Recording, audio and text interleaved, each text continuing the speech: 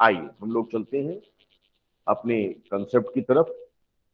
देखिए, हमने कहा था कि मोलैलिटी को डिफाइन किया था हम लोगों ने, और ये मैंने बताया था इसमें भी कुछ नहीं होता, number of moles of solute present in 1 kg mass of या वेट ऑफ, अगर वेरी डाइल्यूटेड सॉल्यूशन लिख सकते हैं, otherwise solvent. Mostly solvent use करिए, नहीं तो आप कंफ्यूज होते रहेंगे। ठीक है, इसका मतलब स्मॉल एम से इसको डिनोट करते हैं, स्मॉल एम। अब यहां पर देखो एम को कैसे आप डिफाइन कर पाओगे, आप सीधा सीधा लिखेंगे क्या, number of moles of solute अपन क्या करेंगे, मास ऑफ सॉल्वेंट इन, अगर मान लो यहाँ ग्राम में है तो इसको आप किलोग्राम में बदलने के लिए 1000 से डिवीजन करोगे यहाँ, इसलिए ये 1000 ऊपर चला जाएगा। इसको कॉपी कर लो, ये भी फार्मूला वहां पर, और जो पहला फार्मूला लिखा था उसके लिए लिख लीजिए वेरी डाइल्यूट। हालांकि उसको जनरल फार्म में मत यूज करिएगा, क्योंकि जनरल में हमेशा इसी को यूज करिए आप। फिर से पहले वाले फॉर्मूला लिख दीजिए क्या रहा, क्या चीज, डाइल्यूट फॉर्म वाला।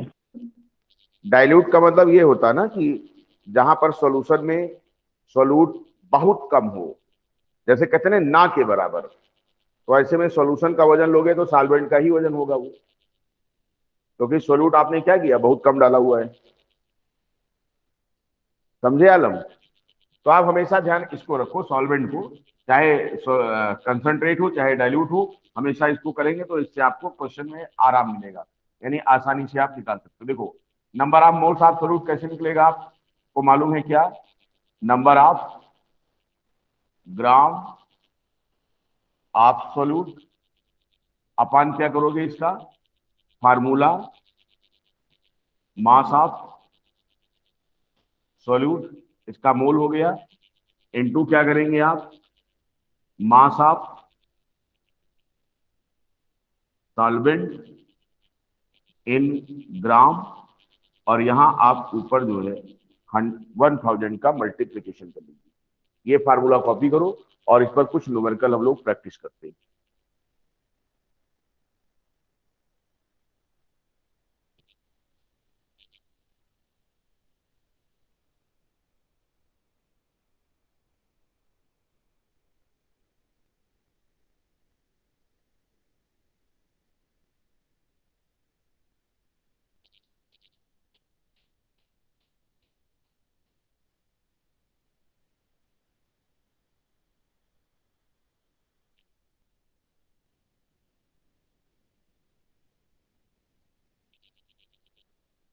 कर लिया बच्चों, एनी डाउट?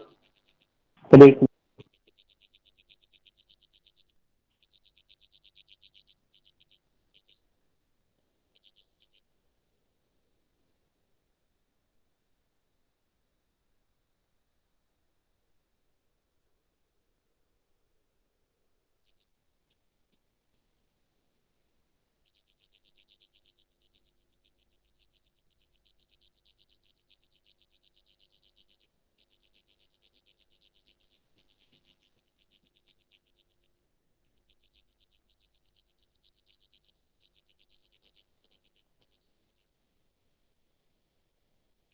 फिर हो गया। चलिए,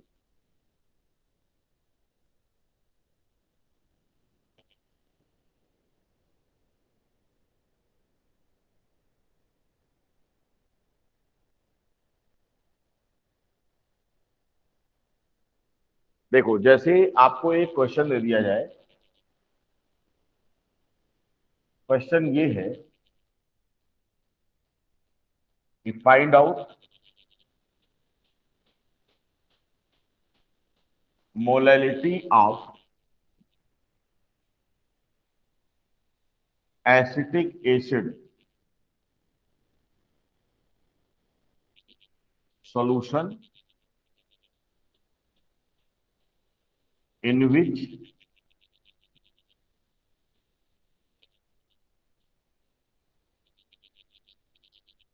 20 gram of CH3COOH present in 200 gram of solution. आप देखो यहीं पर फंसाते हैं आपको, इसीलिए उस फार्मूले को सॉल्वेंट में हमने रिप्लेस किया, क्योंकि यहां पर आपको फंसा देगा। ठीक है, आपका एसिटिक एसिड है, यानी ये सवाल आपका इस तरह से है, ऐसे मान लीजिए, सपोज करो ये तुम्हारा सॉल्यूशन है, इसमें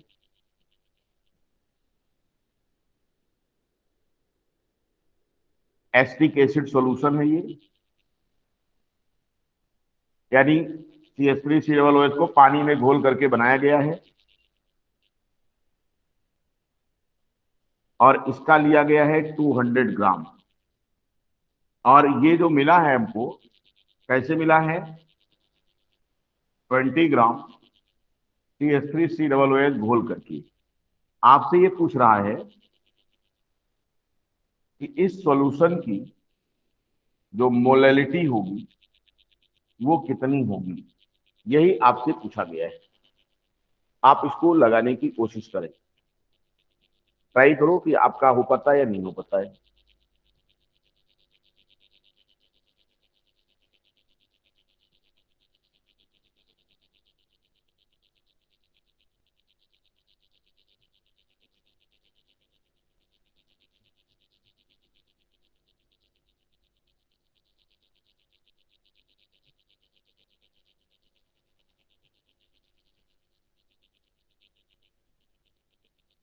दिख रहा है सबको?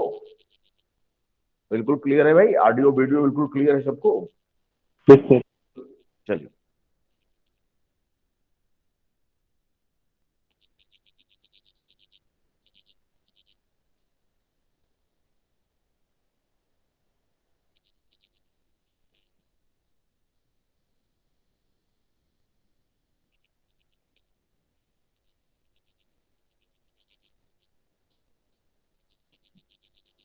सर 15 आ रहा है। हाँ बेटा, सर 15 आ रहा है। 15 आ रहा है। देखो ये का आंसर जो है सौम्या का आया कि इसका जो M है वो 15 आ रहा है। क्यों भाई, यही? Yes sir. चलिए, और लोग इसका आंसर करने की कोशिश करें। निशा, कुछ तुम्हारा आया? सर मेरा भी लगभग इतना ही आ रहा है, 15 ही। 15 ही आ रहा है। तो 15। 50। तुम बताओ भाई, यादव जी, यादव जी आपका क्या रहा है? सर लगा रहे हैं अभी। लगा रहे हैं, लगाइए। तुम बताओ भाई मौर्या जी, मौर्या जी क्या आंसर आया? अभी कर रहे हैं अभी। अब वही करत है, जल्दी करा।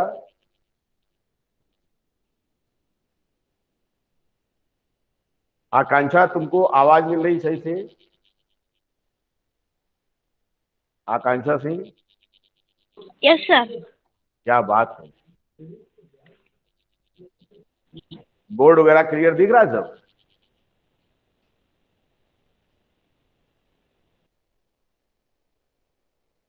हमको दिख रहा है। चलिए ठीक है, अच्छी बात है। अब देखो ऑफलाइन खुलने वाला है ना, तो ये ऑनलाइन वाला झंझट खत्म हो जाएगा आपका। ऑफलाइन की क्लास 18 के बाद 2 दिन लगेगा सब कुछ सेटअप सही करने में, पूरा सैनिटाइज वगैरह सब साफ वाफ हो जाए पूरा हर चीज। उसके बाद आप मास्क वास्क पहन करके आइए, इवनिंग क्लास का मजा लीजिए।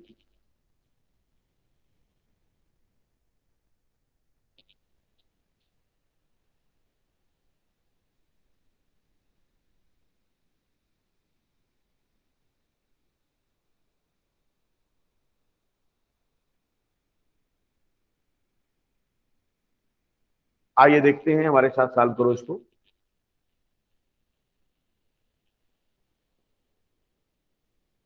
देखो, तुम्हारे पास जो प्रॉब्लम गिवन है इसमें आप ये देखो कि जो कैलकुलेट करने के लिए कह रहा है उसका फार्मूला अपने पास एग्जैक्ट क्या है। आपने कहा साहब आपको इसमें नंबर ऑफ मोल चाहिए, किसका? सोल्यूट का। सोल्यूट कौन है? CH3COOH। और क्या चाहिए आपको? मास चाहिए, किसका? मास ऑफ सॉल्वेंट चाहिए।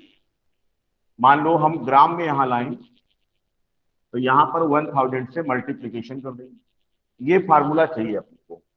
अब तुम्हें यहां पर ये देखना है कि इस फार्मूले के लिए जो डिमांड हो रही है उसमें से क्या क्या अपने पास यहाँ रिप्रेजेंट है। देखो, नंबर ऑफ मोल्स पाने के लिए हम क्या करेंगे बेटे, यहां पर हम लोग एसिटिक एसिड जो सोल्यूट है इसके ग्राम को तलाशेंगे और इसके फार्मूला मास को। तो तुम्हें एक चीज तो क्लियर है कि इसका जो फार्मूला मास होता है हम लोग कई बार निकाल चुके हैं, वो 60 होता है।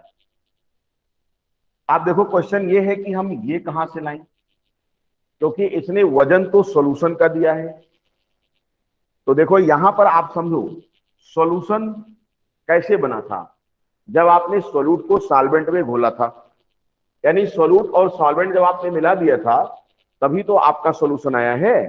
तो यहां पर हम लोग क्या लिखेंगे, जो वजन होगा, मास ऑफ जो सॉल्यूशन है उसमें कौन कौन इन्वॉल्व हुआ होगा, कौन कौन है? मास ऑफ सोल्यूट है और प्लस क्या है? मास ऑफ सॉल्वेंट। अब देखो, आपको आपको चाहिए क्या? ये चाहिए ना। तो आप क्या करेंगे, mass of solvent equals to क्या हो जाएगा, mass of solution.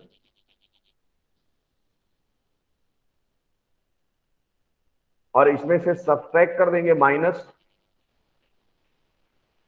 Mass of solute, बस इसका वाला मिल जाएगा। तो अब देखो मास ऑफ सॉल्वेंट कैसे आएगा, मास ऑफ सॉल्यूशन कितना दिया इसने, 200।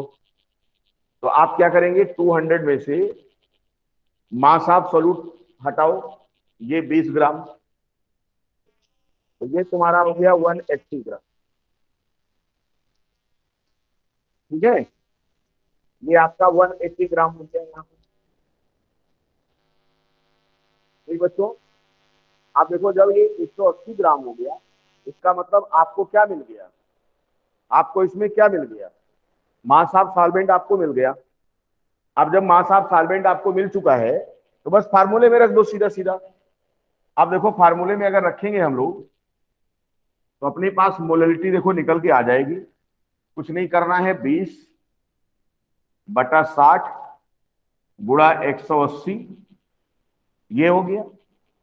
और यहां पर मैंने 1000 कर दिया, ये जीरो से ये कैंसिल, ये जीरो से ये कैंसिल, और उसके बाद में आप देखो ये आपका क्या हो जाएगा, ये हो गया आपका 20 और ये हो गया तुम्हारा, और डिवीजन करो इसमें, ये हो जाएगा 2 तिहाई 6, 2 पंचे 10, 10 9। इसका मतलब क्या हो गया, 10 और 5 ऊपर बचा 50 और नीचे हो गया 3 गुणे 9 यानी 27। अब जरा भैया 50 को 27 से डिवीजन करो, क्या आंसर आएगा? बच्चों बजाओ ताली। आप लोगों ने कितना आंसर निकाला था? सौम्या, सर 15। काहे भैया, आंसर तो कुछ और आ रहा है। Yes sir. 1.8 m आ रहा है। कहां गलती किया? Sir mass of solvent in gram वाले में नहीं। इसीलिए मैंने कहा देखो बच्चे काहे कंफ्यूज होते हैं, वो सॉल्यूशन का वजन रख दिए जबकि तुम्ही ने याद दिलाया कि सॉल्वेंट का वजन होना चाहिए। तो मेरे जब ये सही है। बहुत जब बहुत ये डाइल्यूट होता, जैसे ये कहता कि 0.25 ग्राम, तब आप एग्जैक्ट 200 रख देते, कोई दिक्कत ना आती। लेकिन जब इसने 20 ग्राम कह दिया, इसका मतलब 200 में 20 ग्राम कम थोड़ी होता है यार। ठीक है, इसीलिए फार्मूले में एक्चुअल में सॉल्वेंट का वजन लिया जाता है। और सॉल्वेंट का वजन कैसे निकलेगा? हमें मालूम है कि जो सॉल्यूशन का वजन है वो किसकी किसकी वजह से है। अरे भाई, शरबत बनोबो तो पता लगा आधा लीटर पानी में अगर 100 ग्राम चीनी घोल दोगे तो 100 ग्राम प्लस आधा लीटर पानी का वजन ही तो विलयन का वजन होगा। तो आपका ये विलयन है सॉल्यूशन, इसका वजन 200 ग्राम दिया है, और इसको इसको जब आपने बनाया था तो उसमें 20 ग्राम आपने इसमें घोला था। इसका मतलब सॉल्वेंट क्या रहा होगा? पानी। और पानी का वजन कितना रहा होगा? 180 ग्राम। तभी तो 20 इसको 180 उसको मिला दिया तो 200 बना। इसीलिए यहां सॉल्वेंट का वजन जब निकालोगे तो सॉल्यूशन के वजन में से क्या हटाओगे आप? सॉल्यूट का वजन। और उसके बाद तब आप इसको रख करके फार्मूले में ये सवाल आप निकालोगे। बताओ किसी को कोई दिक्कत आई इसमें? क्यों बच्चों, एनी तो सर टेंशन? आप देखो, एक क्वेश्चन मैं और दे रहा हूं आपको, उसे आप करके देखो कि आंसर क्या आएगा। गलतियां नहीं करनी है, आप बिल्कुल इत्मीनान से पढ़िए, आराम से। गलत नहीं होना चाहिए चीजें।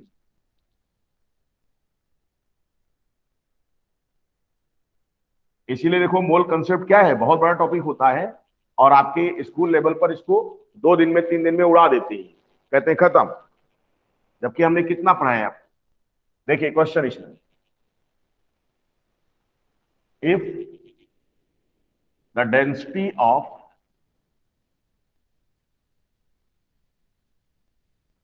500 ml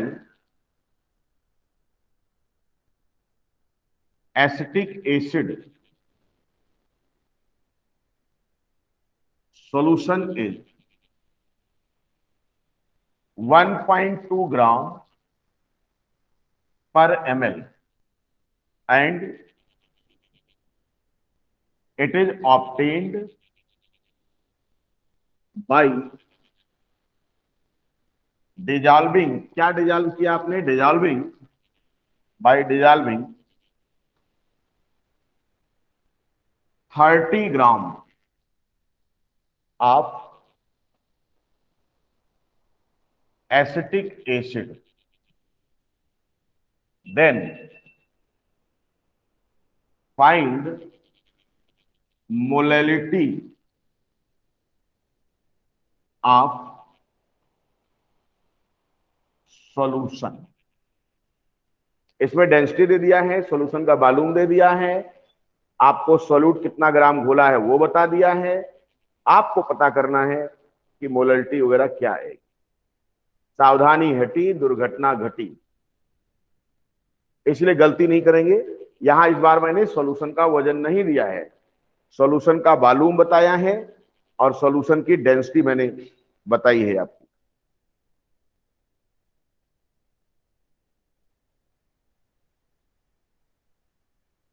देखना आपको है कि क्या आंसर आना चाहिए इसका।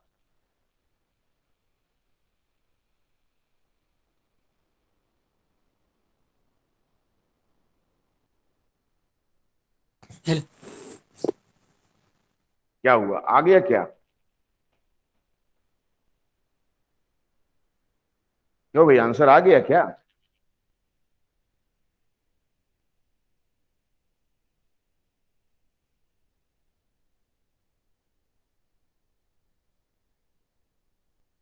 आराम से करिए, गलती नहीं होनी चाहिए।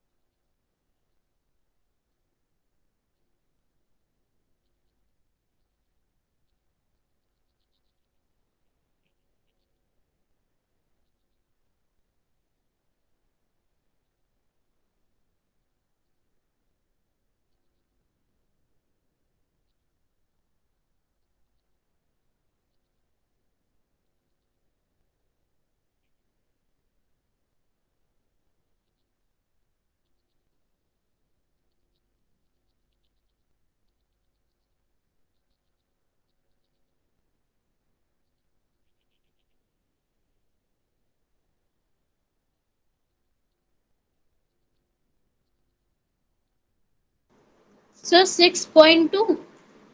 6.2। देखिए एक आंसर आया 6.2 m। यादव जी ने बताया इसको, क्यों भाई यादव जी? Yes sir. चलिए।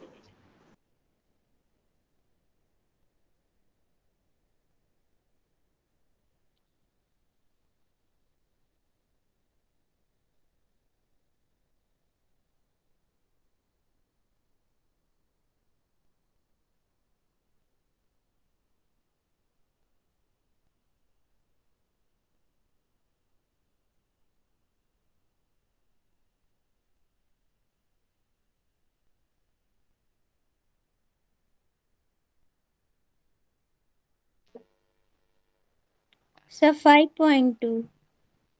5.6। एक आंसर 5.2। ये आंसर किसका है? सौम्या का। क्यों भाई? 5.2 किसका आंसर है? सौम्या। Yes, sir. ठीक है।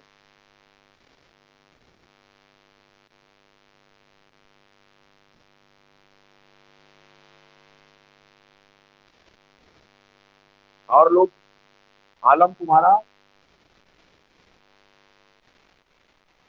आलम सर अभी निकाल रहे हैं। अभी कर रहे हैं। देखो, सबसे पहला काम किया करो कि आप ये भगोना बना लिया करो। इसको बनाने से आपका काम आसान है। देखो ये सॉल्यूशन है। इस सॉल्यूशन का वॉल्यूम गिवन है। वॉल्यूम इसका 500 ml है। इसकी डेंसिटी गिवन है 1.2 ग्राम पर ml गिवन है। और ये बनाया कैसे गया है? 30 ग्राम डिजॉल्व किया गया है इसमें डबल ओएच। तो ये तो तुम्हारा हुआ सॉल्यूशन। और आपसे कह रहा है कि जो ये सॉल्यूशन है इसका एम बता दीजिए। यही है। देखो डायग्राम बनाने के बाद अपने आप ही आसान हो जाएगा। अब देखो फार्मूले में अपने को क्या क्या चाहिए। फार्मूला जो मोलरिटी का है वो चाहिए, वजन चाहिए किसका? सॉल्यूट का। आपने कहा हाँ जी सर है। आपने कहा सर इसका फार्मूला मास चाहिए, तो हमने कहा है। ये लीजिए। आपने कहा कि यहाँ मास चाहिए, मास ऑफ सॉल्वेंट चाहिए इन ग्राम, इसलिए यहाँ ऊपर हम 1000 से गुणा कर देते हैं। अब देखो आपको क्या चीज नहीं दिख रहा है? मास ऑफ सॉल्वेंट ही तो नहीं दिख रहा है, बाकी तो सब गिवन है बच्चों। तो क्या करेंगे आप देखो डेंसिटी है, वॉल्यूम है, कुछ नहीं करना है यार। देखो डी डेंसिटी जो होती है वो m/d होती है, मास अपॉन वॉल्यूम। तो वॉल्यूम इक्वल टू क्या होता है? Volume sorry mass equal to क्या होता है? देखो डी इंटू डी हो जाएगा। इसका मतलब 1.2 इंटू 500, ये आपका हो जाएगा 600 ग्राम। ये देखो सोल्यूशन का वजन तुम्हारा 600 ग्राम आ गया। अब बस कुछ नहीं करना है आपको।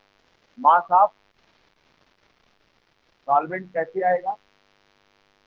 आप 300 ग्राम में से 30 ग्राम घटा दो, ये हो गया 570 ग्राम। बस वैल्यू पुट करो तो m की वैल्यू कितनी हो जाएगी? 30 इंटू 1000 अपॉन 50 इंटू 570। ये देखिए, ये कैंसिल करिए, ये कैंसिल करिए। अब आपका हो गया कितना? 300 और बटे कितना हो गया तुम्हारा? 342 और 3 30 और 4 34, यानी 300 को 342 से डिवीजन कर दो, आंसर आ जाएगा। कितना लोगों ने बताया था? आप कहाँ फंसे बच्चों? आप जानते हैं छोटी छोटी चीजों पर ध्यान नहीं दे रहे। 300 को डिवीजन मारो 342 की, 0.87 आएगा। 0.87। आपका आंसर आया क्या? n equal to 0.87। और आप लोगों ने क्या बताया इस बार कहाँ से गलती होगी? क्योंकि हमने जरा सा घुमा दिया, फिर आप फंस गए। हमने यहाँ सोल्यूशन का वॉल्यूम दे दिया, सोल्यूशन की डेंसिटी दे दिया। तो डेंसिटी अगर गिवन है और सोल्यूशन का वॉल्यूम गिवन है तो सोल्यूशन का मास नहीं आएगा, बच्चे मन के सोचिए। और जब मास हो गया सोल्यूशन का, तो आपको सोल्यूट का मास दिया गया है, तो सॉल्वेंट का मास आने में क्या दिक्कत है? 600 में से 3 घटा दिया, 570, बस 3/60। 30 को ऊपर 1000 गुणा किया, 60 को 570 से गुणा किया, अल्टीमेटली 300/342 आ गया 10 और। क्या रखा है इस सवाल में बताओ? मोलरिटी वाले सवाल में क्या रखा है? बस आपको मास ऑफ सॉल्वेंट ही तो निकालने के कह रहा है।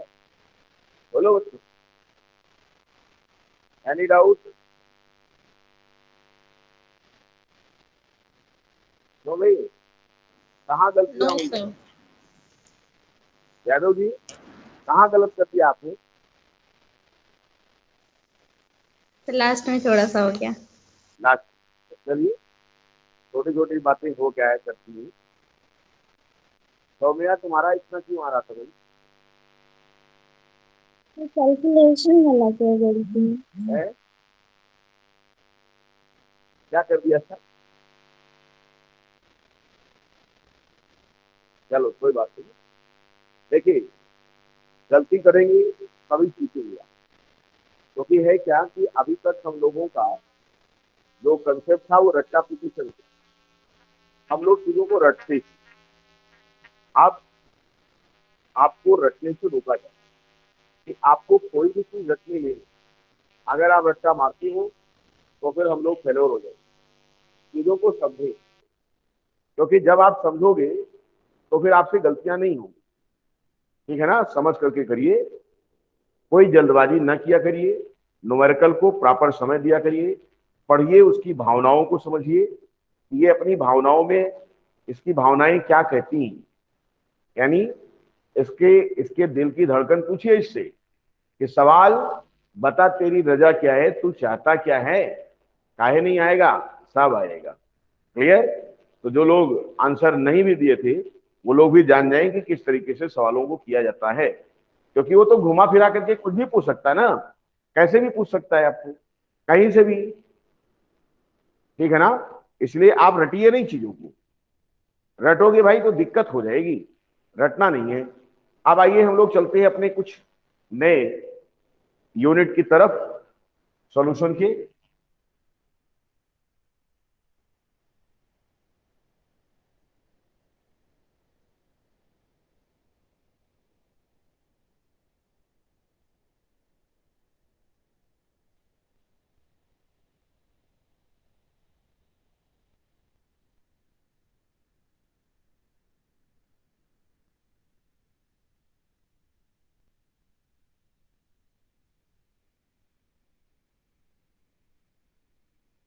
देखिए,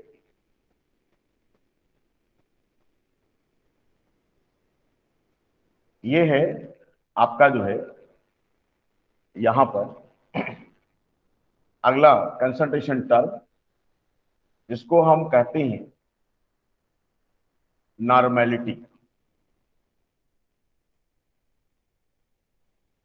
नॉर्मेलिटी जिसको कैपिटल एन से रिप्रेजेंट किया जाता है, नॉर्मेलिटी। आप देखो यहां पर क्या होता है, आपको कुछ नहीं करना है। Number of gram equivalent of solute, बस शब्द केवल बदल रहे हैं, ग्राम इक्विवेलेंट आ गया यहां, present in 1 litre volume of solution.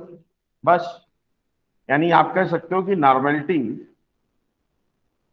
Can be formulated as, कैसे? आप यहां लिखेंगे नंबर ऑफ ग्राम इक्विवेलेंट, इसको इक्विबिटी हमने लिख दिया, ग्राम इक्विबिटी, equivalent of number of gram equivalent of solute, जहां मोल होता था वहां ये आ गया, और अपान क्या करेंगे आप,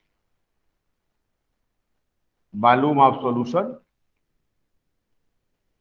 मान लीजिए ये ml में है तो इसको लीटर में बदलने के लिए 1000 से ऊपर गुणा कर देंगे। ठीक है, क्वेश्चन है कि नंबर ऑफ ग्राम इक्विवेलेंट क्या होगा, ये कैसे आएगा, एब्सोल्यूट, इसको कैसे निकाला जाए, तो आप यहां फार्मूला होगा number of gram of solute, यानी इसका मास, और अपान इसका क्या करेंगे आप, इक्विवेलेंट मास ऑफ सोल्यूट, जिसको इक्विवेलेंट वेट भी कहते हैं। आप इक्विवेलेंट वेट कह लीजिए, इक्विवेलेंट मास कह लीजिए, आप इक्विवेलेंट वेट लिख लीजिए, हो सकता है किताबों में आपको यही मिले, इक्विवेलेंट वेट ऑफ सोल्यूट। ये हमारा हो जाता है नंबर ऑफ ग्राम इक्विवेलेंट।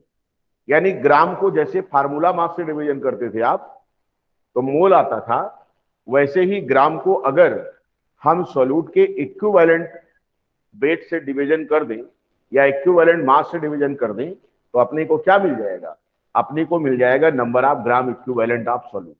अब इस फार्मूले को इसमें आप प्लेस करो, जब इस फार्मूले को इसमें प्लेस करोगे आप तो आपको नॉर्मलिटी का जो फार्मूला मिलेगा वो आप कैसे लिख सकते हो, n इक्वल्स टू व्हाट, इसको एज इट इज रखो आप, number of gram of solute upon equivalent weight of solute into volume of solution in ml, और यहां पर 1000 का मल्टीप्लीकेशन करोगे, ये आपका नॉर्मलिटी का फार्मूला बन जाता है। बताओ किसी को कोई दिक्कत हो, यहां पर नॉर्मलिटी का फार्मूला आपका बन गया, एनी डाउट बच्चों, कोई दिक्कत किसी को?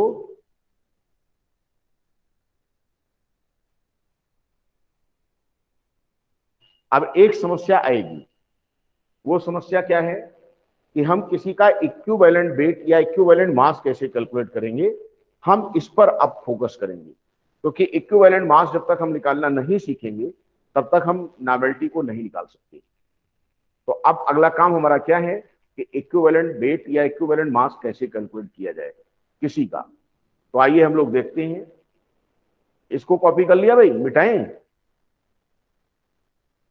रिप्लाई करो भाई बच्चा लोग। Yes sir. Yes sir.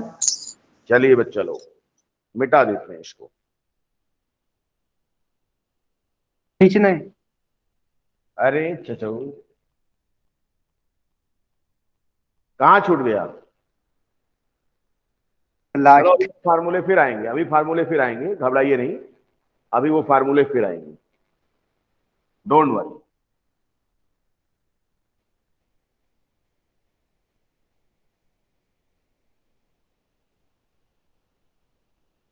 देखो इक्विवेलेंट वेट कैसे निकाला जाता है किसी का, वो बहुत ही इजी होता है। देखो इक्विवेलेंट वेट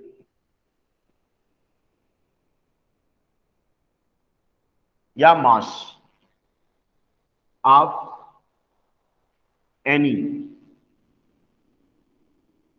इक्वल्स टू क्या होता है, आप बोलेंगे उसका जो फार्मूला मास है,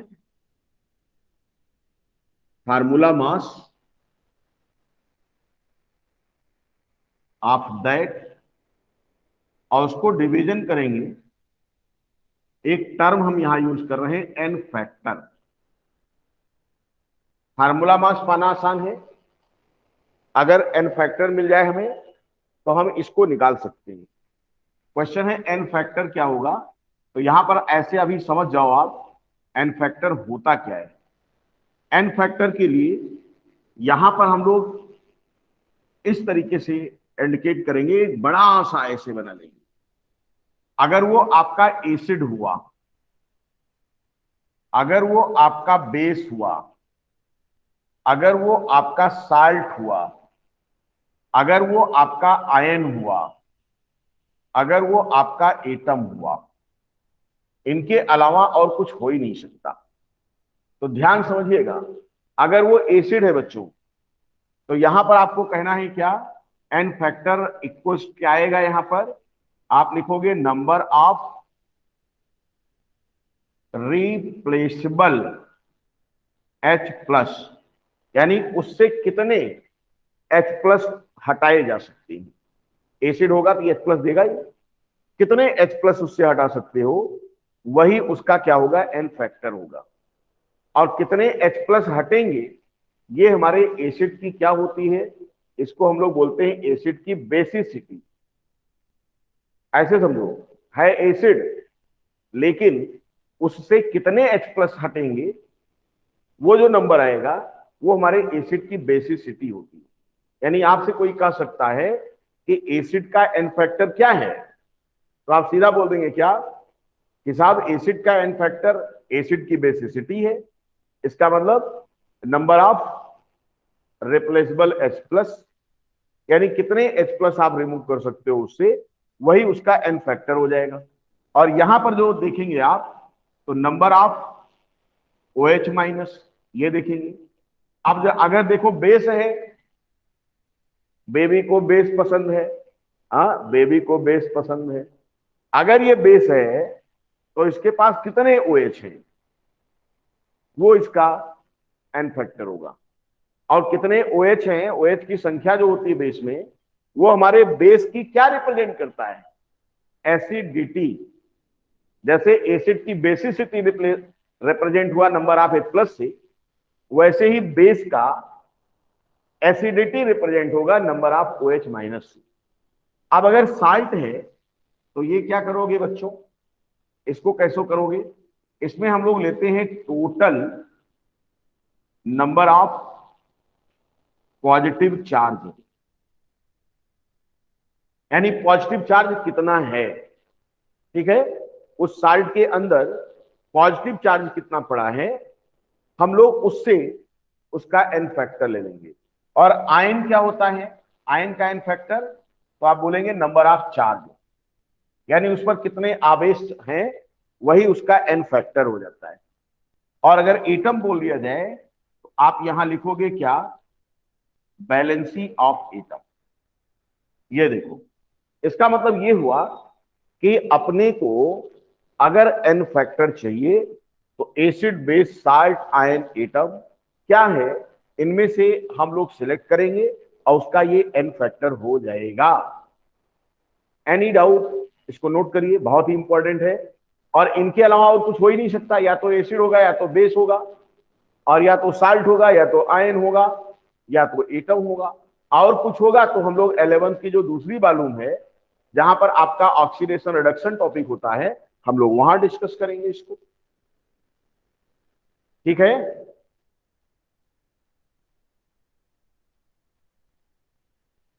कॉपी करिए फटाफट। तो हो गया है। चलिए,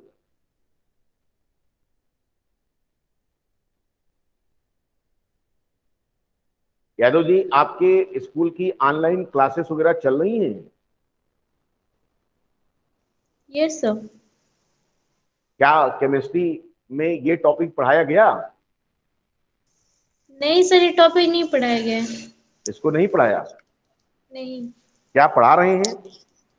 तो second chapter. Second chapter, Yes, cathode sir. किरणों की खोज। Yes sir. तो वो कंप्लीट करा के उसका टेस्ट भी इस टाइम हम लोग के चल रहा है, तो टेस्ट लिया गया है उसका। अच्छा अच्छा, Yes, बस sir. इसके बाद अब 1-2 लेक्चर इसमें लगेगा, खत्म हो गया ये टॉपिक। हम लोग भी आ जाएंगे एटॉमिक स्ट्रक्चर पर। Okay, sir. सर बहुत एसिड ठीक। में आपने क्या लिखा है, नंबर ऑफ कहाँ बेटा? एसिड में नंबर ऑफ रिप्लेसेबल, रिप्लेस से बना है रिप्लेसेबल, H प्लस, H के ऊपर एक plus, number of OH minus, hydroxyl ion होते हैं उस पर minus charge, total number of positive charge, number of charge, valency of atom. बस इतना ही तो लिखा मैंने। आप देखो, जैसे मान लिया जाए कि सपोज करो कि आपसे कह दिया जाए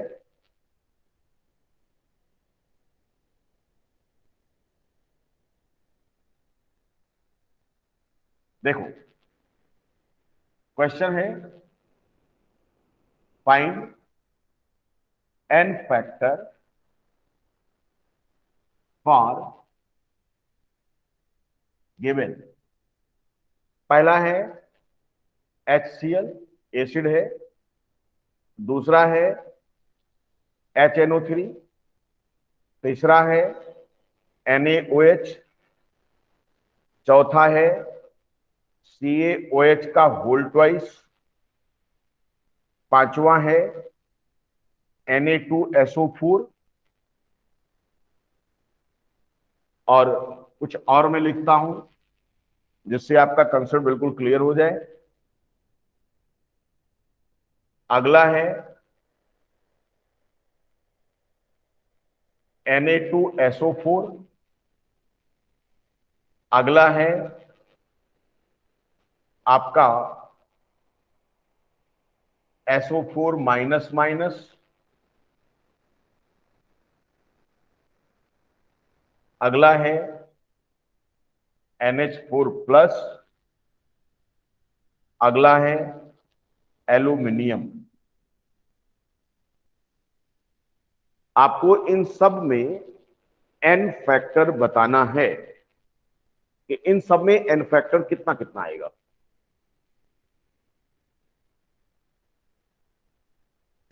सर Na2SO4 दो बार रिपीटेड है। Na2SO4 दो बार लिख दिया मैंने। चलिए हटा दीजिए इसको, कोई दिक्कत नहीं है। इसके स्थान पे मैं कुछ और लिख देता हूं। मैंने NaCl लिख दिया। चलो,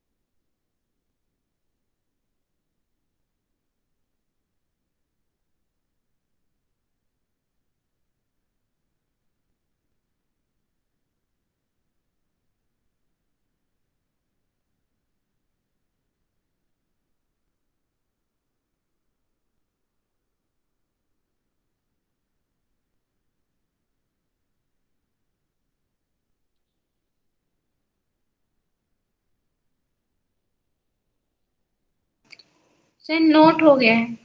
हो गया। आइए चलते हैं नेक्स्ट। देखो, आपने कहा इसका n फैक्टर क्या होगा। आपने कहा HCl जब टूटेगा तो एक ही H प्लस देगा, क्योंकि एक ही H है इसके पास, तो इसका n फैक्टर 1 हो जाएगा। यहां भी n फैक्टर इसका 1 ही होगा। यहां पर n फैक्टर इसका 1 ही होगा, क्योंकि एक ही OH है इसके पास। यहां बताओ n फैक्टर कितना होगा CaOH के होल ट्वाइस में। सर 2। हाँ, क्योंकि दो बार OH लगा है Ca से। OH का होल ट्वाइस का मतलब दो बार, तो इसका 2 हो गया। अब बताओ NaCl में n फैक्टर कितना होगा। तो इसको आप तोड़ो, Na पर एक चार्ज प्लस होगा और Cl पर एक माइनस होगा। ये साल्ट। और अब अगर साल्ट की हम लोग बात करते हैं तो साल्ट में जो पॉजिटिव आयन है वो कौन है, ये है। कितना है 26 है, और इस पर चार्ज कितना है 1 है, ये भी 25 है, तो इसका भी एन फैक्टर कितना आ जाएगा 1 हो जाएगा। यहाँ देखिए ध्यान से, अगर इसको तोड़ोगे तो ये पॉजिटिव एलिमेंट है, तो ये आपका टूट जाएगा ट्वाइस Na+, यानी 2 Na+ बन जाएगा, और प्लस एक आपका SO4 माइनस माइनस हो जाएगा। क्यों? क्योंकि Na पर 1 प्लस है तो 2 Na है, तो 2 प्लस को सेटिस्फाई करना है तो 2 माइनस होगा, तभी आपस में जुड़े होंगे। आप देखो टोटल पॉजिटिव चार्ज कितना आया इस पर, 1 Na पर 1 प्लस तो 2 Na पर 2 प्लस टोटल हो जाएगा, यानी यहाँ पर एन फैक्टर आपका सीधा सीधा कितना हो गया 2 हो गया। ये रिसाइल था। इसकी बात करो, ये आयन है, इस पर कितने चार्ज है 2 माइनस दिख रहा है, तो इसका एन फैक्टर कितना हो जाएगा 2 हो जाएगा। ये देखिए आपका क्या है पॉजिटिव आयन है, कितने चार्ज है इस पर 1 पॉजिटिव, तो इसका एन फैक्टर कितना हो गया 1 हो गया। एल्यूमिनियम पे आ जाइए, एल्यूमिनियम क्या है, इसका एटम है, इसका एटॉमिक नंबर होता है 13, और 2 8 और 3, यानी बाहरी शेल में इसके 3 इलेक्ट्रॉन है, यानी ट्राई वैलेंट है, यानी इसकी संयोजकता मैक्सिमम 3 यहाँ पर दिख रही है यहाँ से, तो इसका आपका एन फैक्टर इसका बैलेंस ही हो जाएगी, यानी 3। कोई दिक्कत किसी को बच्चों, इस तरह से कोई दिक्कत किसी को बोलो, ऐसे ही ढेर सारे। सर ये जो Na2SO4 वाला है दोबारा बता दीजिए। फिर से देख लो, Na2SO4 को जब आप पानी में डालोगे तो इसके पास 2 सोडियम है और 1 एसिड, तो सोडियम पानी में जाने पर ऐसे जाएंगे, देखो 2 Na पर 1, यानी टोटल प्लस कितना हो गया तुम्हारे पास, 1 सोडियम पर 1 प्लस चार्ज, तो ये 2 मोल हो गया, तो 2 प्लस हो जाएगा ना इसके पास, तो टोटल पॉजिटिव चार्ज यहाँ पर कितना एग्जिस्ट करता 2 का, और SO4 माइनस माइनस अलग हो गया, तो एन फैक्टर इसका कितना हो गया 2 हो जाएगा। तो फिर साल्ट का एन फैक्टर क्या होता है, total positive charge carried by positive ion, तो पॉजिटिव आयन यहाँ पर 2 बने, और एक पॉजिटिव आयन के द्वारा 1 प्लस कैरी हो रहा है, तो 2 पॉजिटिव आयन के द्वारा कितना प्लस कैरी हो जाएगा, कितना प्लस कैरी हो जाएगा बताओ, 2 नहीं हो जाएगा, बोलो यादव जी। Yes sir. बस ऐसे तो कर लेंगे आप। तो ये आपके एन फैक्टर से रिलेटेड समस्याएं हमने आपकी सामने। इसके बाद आप केवल और केवल नॉर्मलिटी में कुछ प्रैक्टिस हम लोग करेंगे, और उसके बाद अपना जो है क्या शुरू हो जाएगा, इसमें कुछ और न्यूमेरिकल करेंगे, बस आपका एटॉमिक स्ट्रक्चर इसका, यानी ये टॉपिक आपका कंप्लीट है। इसमें कुछ और है law of combination, chemical combination, इसको भी थोड़ा इशू पढ़ाएंगे, और उसके बाद ये टॉपिक आपका पूरा। चलिए ओके, टेक केयर। आप रिकॉर्डेड इसकी भेज दीजिएगा, हाँ जी, रिकॉर्डेड भेज दीजिएगा। आप देखेंगे, बिल्कुल देखेंगे।